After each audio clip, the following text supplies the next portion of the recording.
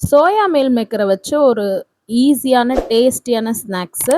இதை ரொம்ப ஃபாஸ்ட்டாக ஈஸியாக செஞ்சிடலாம். அண்ட் டேஸ்ட் அல்டிமேட்டாக இருக்கும். கிறிஸ்பி சோயா பால்ஸ் வாங்க எப்படி பண்ணுறதுன்னு பார்த்துடலாம். இதுக்கு ஃபஸ்ட்டு சோயா மீல் மேக்கரை நார்மல் வாட்டர் வச்சு வாஷ் பண்ணி எடுத்துக்கிறேன். நான் ஒரு 200 கிராம் அளவுக்கு எடுத்துருக்கேன். நீங்கள் கம்மியாக செஞ்சாலுமே நிறைய அதிக குவான்டிட்டியில் வரும் உங்களுக்கு. நல்லா வாஷ் பண்ணி எடுத்ததுக்கப்புறம் கொதிக்கிற தண்ணியில் கொஞ்சமாக உப்பு சேர்த்துட்டு ஒரு 2லேருந்து 3 நிமிஷம் அளவுக்கு இந்த மீல் மேக்கரை போட்டு கொதிக்க வச்சுக்கிட்டோம். நம்ம உப்பு போட்டிருக்கிறதுனால இந்த மாதிரி நுரையா வரும். ஒரு 2-3 நிமிஷம் கொதிச்சதுக்கப்புறமா நல்லா தண்ணியை பிழிஞ்சு ஒரு மிக்சர் ஜாரில் சேர்த்துக்கலாம். நான் இதை கொஞ்சம் கொரகொரப்பாக அரைச்சி எடுத்துக்க போகிறேன். அரைச்சி எடுத்ததுக்கப்புறம் தண்ணி இருக்கிற மாதிரி தெரிஞ்சதுன்னா ஒரு ஒயிட் கிளாத்தில் இதை போட்டு நல்லா தண்ணியை பிழிஞ்சு எடுத்துக்கோங்க. தண்ணியோடு சேர்த்திங்கன்னா நம்ம பொரிக்கும் போது ஆயில் அதிகமாக அப்சர்வ் பண்ணும். இது கூடவே 2 வேக வச்சு மசிச்ச உருளைக்கிழங்கு சேர்த்துக்கிறேன். 2 வெங்காயம் கொஞ்சம் பொடியாக கட் பண்ணி சேர்த்துக்கிறேன். அது கூடவே கொஞ்சமாக கொத்தமல்லி தழையும் சேர்த்துக்கிறேன். என்கிட்ட கொத்தமல்லி தழை ஃப்ரெஷ்ஷாக இல்லை. உங்ககிட்ட நிறைய இருந்துச்சுன்னா ஒரு கைப்பிடி அளவு சேர்த்துக்கோங்க. 1/2 ஸ்பூன் மஞ்சத்தூள், 1 spoon red chilli powder, 1 spoon Kashmiri red chilli powder. இது 2த்தையும் சேர்த்தே ஆட் பண்ணிக்கிறேன். இது கூடவே ஒரு 1 ஸ்பூன் அளவுக்கு சாட் மசாலா சேர்த்துக்கிறேன். இது முற்றிலும் ஆப்ஷனல் தான். உங்ககிட்ட இருந்தால் சேர்த்துக்கோங்க. ஒரு ஃப்ளேவராக இருக்கும். ஒரு 3 ஸ்பூன் அளவு கார்ன்ஃப்ளவர் மாவு பைண்டிங்காக சேர்த்துக்கிறோம். இதெல்லாம் சேர்த்து நம்ம பிசையணும்.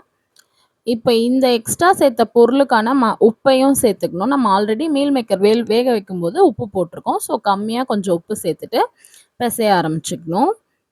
ஃபுல்லாக ஒன்று சேர்ந்து வர மாதிரி பிசைஞ்சுக்கோங்க. தண்ணி இல்லாமல் நல்லா பிழிஞ்சு எடுத்திங்கன்னா இந்த மாதிரி சூப்பராக வந்துடும் உருண்டை பிடிக்கிற அளவுக்கு. இப்போ இதை உருட்டி குட்டி குட்டி பால்ஸாக உருட்டி ஒரு பிளேட்டில் வச்சுருங்க.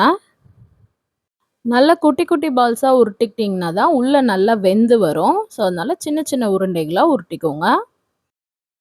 இப்போ இதை ஓரமாக எடுத்து வச்சுட்டு நம்ம பிரெட் க்ரம்ஸ் ரெடி பண்ணிக்கலாம். பிரெட் க்ரம்ஸ் நம்ம வீட்லேயே கடையில் கிடைக்கிற மாதிரி நல்லா கிறிஸ்பாக ரெடி பண்ணலாம். எப்படின்னா ப்ரெட்டை ஃபஸ்ட்டு நல்லா மிக்ஸி ஜாரில் போட்டு நல்லா அரைச்சிக்கோங்க. அரைச்சி எடுத்ததுக்கப்புறமா ஒரு பேனில் போட்டு வெறும் எம்டி பேனில் போட்டு நல்லா சூடாக்கி வறுத்து எடுத்துக்கோங்க. நல்லா கிறிஸ்பாக இருக்கும் உங்களுக்கு பிரெட் க்ரம்ஸு.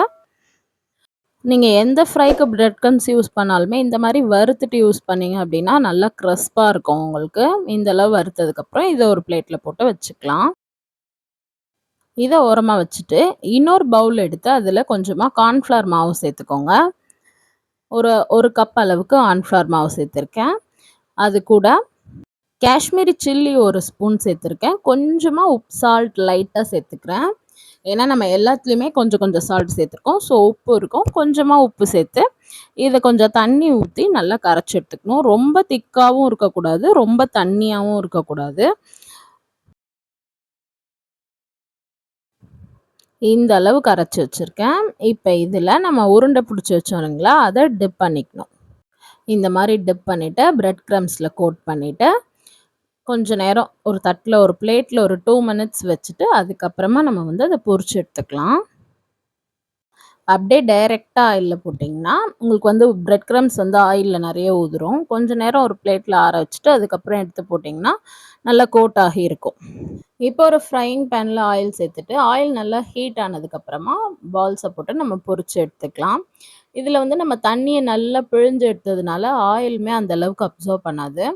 ரொம்பவே டேஸ்ட்டாக இருக்கும். நல்லா கொஞ்சம் கோல்டன் ப்ரௌனாக ஆகிற வரைக்கும் நம்ம பொரிய விட்டு கொஞ்சம் லோ ஃப்ளேமில் வச்சுருத்திங்கன்னா நல்லா வெந்து வரும் உங்களுக்கு. இந்த மாதிரி கோல்டன் ப்ரௌன் ஆனதுக்கப்புறம் எடுத்துக்கலாம். ஆயில் நிறைய அப்சர்வ் பண்ணாது. நல்ல கிறிஸ்பியாக ஒரு சூப்பரான ஸ்நாக்ஸ் ரெடி. நான் அடுத்த பேட்சும் போட்டு பொரிச்சு எடுத்துக்கிட்டேன். சோயா ஒரு நல்ல ப்ரோட்டீன் சோர்ஸ். ஸோ கிட்ஸ்க்கு தாராளமாக பயப்படாமல் கொடுக்கலாம். சூப்பரான ஹெல்த்தியான ஸ்நாக்ஸ் ரெடி. கண்டிப்பாக ட்ரை பண்ணி பாருங்கள்.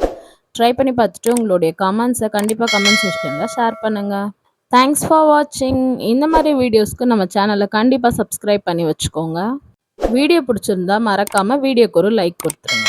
இன்னொரு நல்ல சமையலில் உங்களை நெக்ஸ்ட் மீட் பண்ணுறேன். பாய்.